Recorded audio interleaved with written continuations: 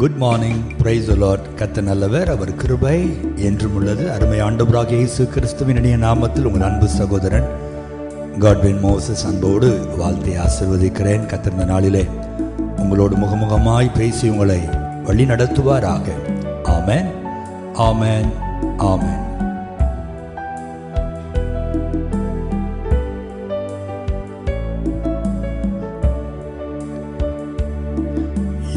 ஆத்துமனை சமைப்பரே,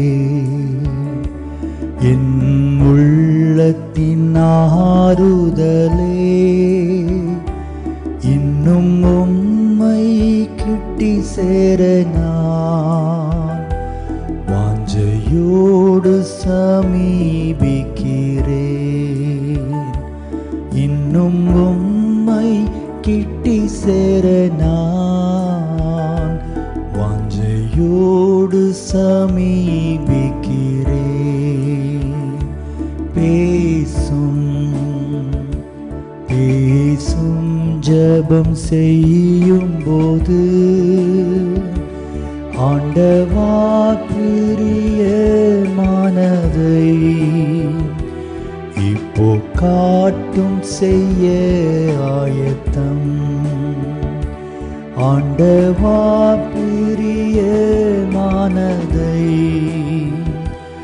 இப்போ காட்டும் செய்ய ஆயத்தம்.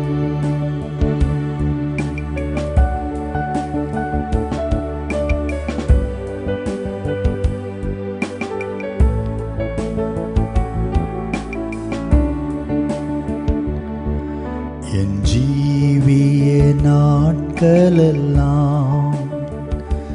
நீர் சென்ற பாதையில் செல்லுவேன்.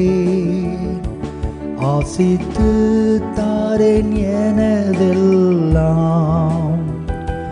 மீட்பரே வல்லமை தந்திடும். ஆசித்து தாரேன் எனதெல்லாம், மீட்பரே வல்லமை தந்திடும். பேசும் பேசும் ஜெபம் செய்யும் போது ஆண்டவா பிரியமானதை இப்போ காட்டும் செய்ய ஆயத்தம். ஆண்டவா பிரியமானதை இப்போ காட்டும் செய்ய ஆயத்தம். உலகமே ஏங்கிக் கொண்டிருக்கிற ஒரு காரியம், யார் என்னை வழி நடத்துவார்கள்? இந்த திருமண காரியத்தில் யார் எனக்கு வழி நடத்துவது? இந்த வேலை காரியத்தில் யாராவது என்னை வழி நடத்த மாட்டார்களா? இந்த வீடு கட்டுகிற காரியத்தில், இந்த பிஸ்னஸை ஆரம்பிக்கிற காரியத்தில், இந்த தொழிலை ஆரம்பிக்கலாம் என்று யோசிக்கிறேன். இதில் யாராவது என்னை வழி நடத்த மாட்டார்களா? யாராவது என்னை கைட் பண்ண மாட்டார்களா என்று எல்லாரும் ஏங்கிக் கொண்டிருக்கிறோம். தேவனுடைய பிள்ளைகளே, வேதம் அழகாய் சொல்லுகிறது. சங்கீதம் 32:8 நம்ம எல்லாருக்கும் தெரியும். நான் உனக்கு போதித்து நீ நடக்க வேண்டிய வழியை உனக்கு காட்டுவேன், உன்மேல் என் கண்களை வைத்து உனக்கு ஆலோசனை சொல்லுவேன் என்று நம்முடைய அருமை ஆண்டவராகிய இயேசு சொல்லவில்லையா? தேவ பிள்ளைகளே, அருமையான ஒரு வழிகாட்டி உங்களுக்கு உண்டு. அவர் இயேசு ஒருவர் தான். வெளிநாடுகளுக்கு செல்லும் பொழுது, சில சுற்றுலா தலங்களுக்கு செல்லும் பொழுது கைடு என்று ஒருவர் இருப்பார். அவர் தான் நம்ம இங்கே அழைத்து கொண்டு போவார். காரணம், நமக்கு அங்கே ஒன்றும் தெரியாது. அதே போல உங்களை வழி நடத்துவதற்கு நமக்கு அருமையான ஒரு கைடு இருக்கிறார்.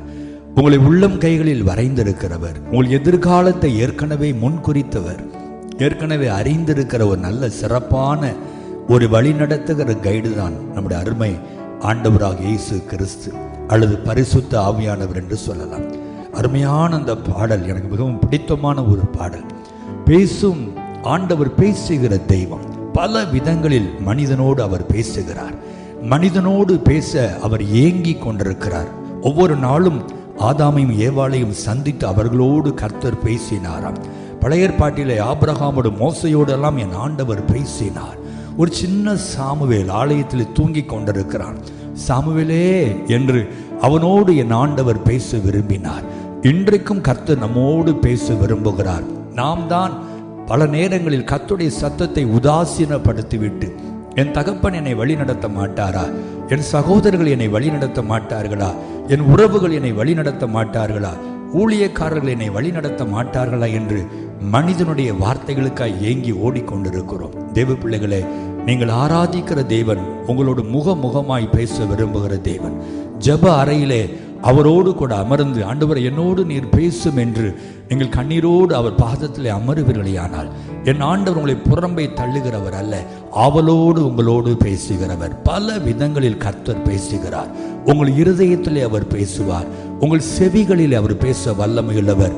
வேத வசனத்தின் மூலம் உங்களோடு பேச வல்லமையுள்ளவர்.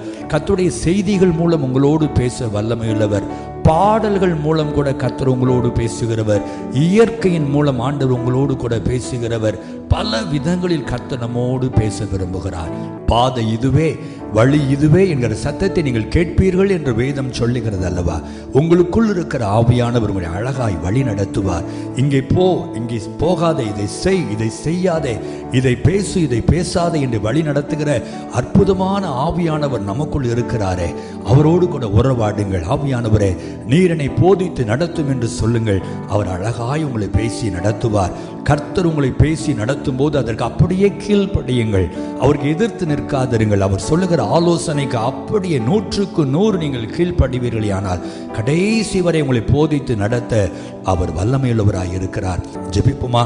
நல்ல ஆண்டவரே, நாங்கள் உம்மை துதிக்கிறோம். இந்த அவசர உலகத்தில் நாங்கள் மனிதர்களோடு மட்டுமே பேசிக் கொண்டிருக்கிறோம், உம்மை மறந்து விடுகிறோம்.